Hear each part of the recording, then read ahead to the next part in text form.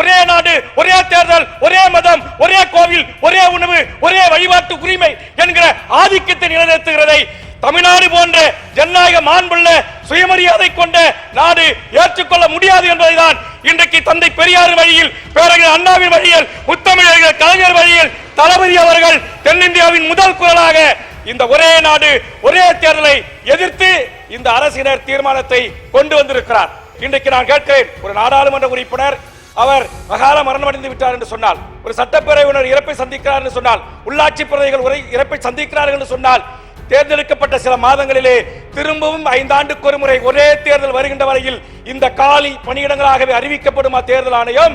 இதற்கு இதை கொண்டு வருகின்ற இந்திய தலைமை அமைச்சரிடத்திலே பதில் இருக்கிறதா? ஆக எப்போதெல்லாம் இடைத்தேர்தல்கள் நடத்தப்பட வேண்டுமோ அப்போதெல்லாம் இந்த ஜனநாயக மாண்பு உள்ள நாட்டில் நடத்தி மக்கள் பிரதிகளை அவர்கள் சரி செய்து கொண்டிருக்கிறார்கள். காலியிடம் இல்லாமல் 6 மாத காலத்திற்கு தேர்தல் நடைபெறுகிறது. ஆக எந்தவித மக்களால் ஏற்றுக்கொள்ள முடியாத ஒரு மோசமான இன்றைக்கு ஒரே நாடு ஒரே தேர்தல் என்பதும் ஏற்புடையது இல்லை என்பதை நேரத்திலே பதிவு செய்து, ஒரே நாடு ஒரே தேர்தல் என்கிற அடிப்படையில் ஒற்றை சர்வதிகார ஆட்சியை நோக்கி பயணிக்கின்ற நரேந்திர மோடியின் முதல் நடவடிக்கையை முதலாக எதிர்க்க தென் மாநிலங்களின் தமிழ்நாட்டின் குரலை வரவேற்று முதலமைச்சரின் தீர்மானத்தை வரவேற்று திரு வேல்முருகன் அவர்கள். மாண்புமிகு பேரவைத் தலைவர் அவர்களே, மாண்புமிகு தமிழ்நாடு முதலமைச்சர் அவர்களால் கொண்டு வரப்பட்டிருக்கின்ற இந்த 2 அரசினர் தீர்மானமும் வரலாற்று சிறப்புமிக்க ஒரு தீர்மானமாக தமிழக வாழ்வுரிமை கட்சியின் சார்பாக நான் கருதுகிறேன். தந்தை பெரியார், பேரறிஞர் அண்ணா எந்த மாநில உரிமைகளுக்காக இங்கு முழங்கினார்களோ, போராட்டங்களை முன்னெடுத்தார்களோ, அந்த மாநில உரிமை முற்றுமுதலுமாக பறிக்கப்படுகின்ற ஒரு மோசமான ஒரு சூழலை ஒன்றிய அரசு எல்லாரும் இருக்கையில உட்காருங்க, தயவு செய்து சொல்றேன். நீங்க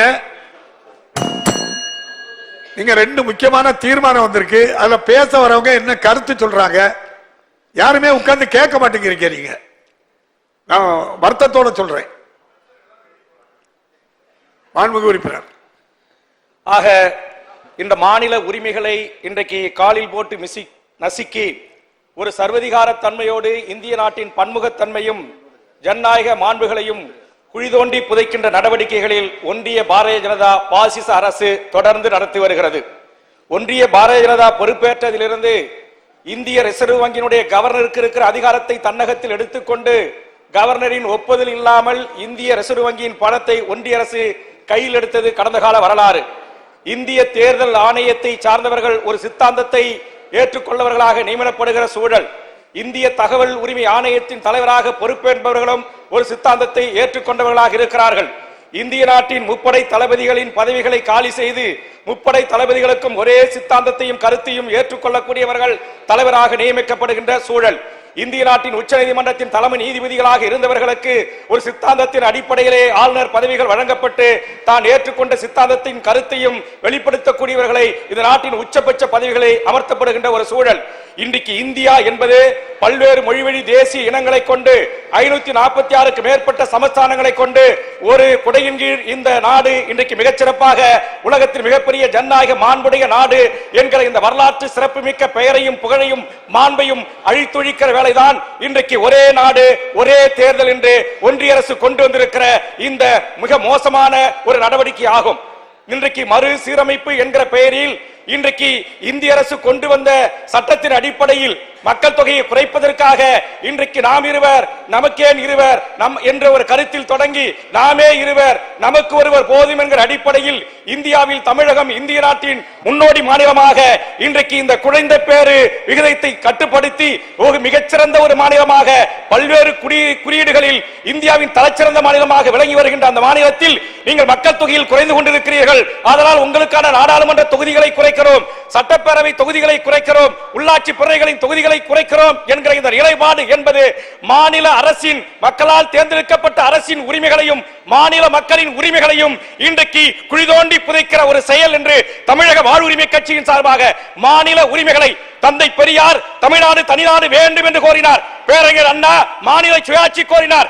இந்த தேசத்தின் விடுதலைக்காக போராடிய காங்கிரஸ் பேர் இயக்கத்தின் நாடாளுமன்ற உறுப்பினர் இன்றைக்கு நாடாளுமன்றத்தில் மைய மண்டபத்தில் தென் மாநிலங்கள் தனிநாடாக ஆகும் என்ற கருத்தை ஒரு தேசத்தின் மீது கட்சி நடத்துகிற, தேசியத்தின் மீது கட்சி நடத்துகிற காங்கிரஸ் பேர் இயக்கத்தின் பிரதி பேசுகிறார்கள் என்று சொன்னால் இன்றைக்கு அவர்களாலே சகித்துக் கொள்ள முடியாத ஒரு ஆணவ அடாவடி, ஒரே நாடு ஒரே தேர்தல், ஒரே மதம் ஒரே கோவில், ஒரே உணவு, ஒரே வழிபாட்டு உரிமை என்கிற ஆதிக்கத்தை நிலைநிறுத்துகிறதை தமிழ்நாடு போன்ற ஜனநாயக மாண்புள்ள சுயமரியாதை கொண்ட நாடு ஏற்றுக்கொள்ள முடியாது என்பதைதான் இன்றைக்கு தந்தை பெரியார் வழியில், பேரறிஞர் அண்ணாவின் வழியில், முத்தமிழர் கலைஞர் வழியில் தளபதி அவர்கள் தென்னிந்தியாவின் முதல் குரலாக இந்த ஒரே நாடு ஒரே தேர்தலை எதிர்த்து இந்த அரசினர் தீர்மானத்தை கொண்டு வந்திருக்கிறார்.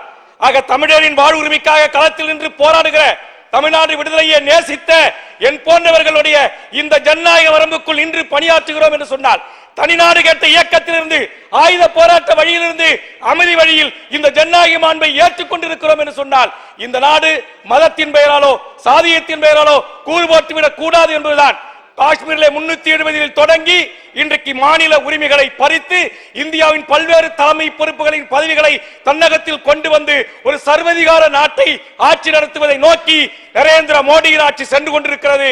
இது இந்தியாவின் தேச நலனுக்கு எதிரானது, பன்முக தன்மைக்கு எதிரானது, இந்தியாவின் ஜனநாயக மாண்புகளுக்கு எதிரானது. காந்திய தேசம் என்பது மாற்றப்படுகிறது, இது கோட்ச சர்க்காரின் தேசம் என்பதாக மாற்றப்படுகிறது. இதை அனுமதிக்க முடியாது. அந்த வகையில் மக்கள் தொகை கணக்கெடுப்பை இன்றைக்கு மட்டுப்படுத்தியதற்காக, கட்டுப்படுத்தியதற்காக பரிசு தர வேண்டிய ஒன்றிய அரசு, பாராட்ட வேண்டிய ஒன்றிய அரசு இன்றைக்கு அதற்கு நேர் எதிரான முடிவுகளை எடுத்து அந்த மக்கள் பிரதிநிதிகளின் எண்ணிக்கையை குறைப்பது என்பது ஜனநாயகத்திற்கு எதிரானது. மாண்புமிகு முதலமைச்சர் அவர்கள் கொண்டு வந்த மறு சீரமைப்பு தொகுதிகளை கைவிட வேண்டும் என்கிற இந்த வரலாற்று சிறப்புமிக்க அரசினர் தீர்மானத்தை வரவேற்கிறேன். ஒரே நாடு ஒரே தேர்தல் என்பது இன்றைக்கு நான் கேட்கிறேன். ஒரு நாடாளுமன்ற உறுப்பினர் அவர் அகால மரணம் அடைந்து விட்டார் என்று சொன்னால், ஒரு சட்டப்பேரவையினர் இறப்பை சந்திக்கிறார் என்று சொன்னால், உள்ளாட்சி பிரதிகள் இறப்பை சந்திக்கிறார்கள் என்று சொன்னால், தேர்ந்தெடுக்கப்பட்ட சில மாதங்களிலே திரும்பவும் 5 ஆண்டுக்கு ஒரு முறை ஒரே தேர்தல் வருகின்ற வரையில் இந்த காலி பணியிடங்களாகவே அறிவிக்கப்படுமா தேர்தல் ஆணையம்? இதை கொண்டு வருகின்ற இந்திய தலைமை அமைச்சரிடத்திலே பதில் இருக்கிறதா? ஆக எப்போதெல்லாம் இடைத்தேர்தல்கள் நடத்தப்பட வேண்டுமோ அப்போதெல்லாம் இந்த ஜனநாயக மாண்பு உள்ள நாட்டில் நடத்தி மக்கள் பிரதிகளை அவர்கள் சரி செய்து கொண்டிருக்கிறார்கள். காலியிடம் இல்லாமல் 6 மாத காலத்திற்குள் தேர்தல் நடைபெறுகிறது. ஆக எந்தவித மக்களால் ஏற்றுக்கொள்ள முடியாத ஒரு மோசமான இன்றைக்கு ஒரே நாடு ஒரே தேர்தல் என்பதும் ஏற்புடையது இல்லை என்பதை நேரத்திலே பதிவு செய்து, மாண்புமிகு தமிழ்நாடு முதலமைச்சர் அவர்களால் கொண்டு வரப்பட்ட இந்த மாநில மக்களின் உரிமைகளை காக்கின்ற ஒரே நாடு ஒரே தேர்தல் என்கிற அடிப்படையில் ஒற்றை சர்வதிகார ஆட்சியை நோக்கி பயணிக்கின்ற நரேந்திர மோடியின் முதல் நடவடிக்கையை முதலாக எதிர்க்கிற தென் மாநிலங்களின் தமிழ்நாட்டின் குரலை வரவேற்று, முதலமைச்சரின் தீர்மானத்தை வரவேற்று வாய்ப்புக்கு நன்றி கூறி முடிக்கிறேன். நன்றி, வணக்கம்.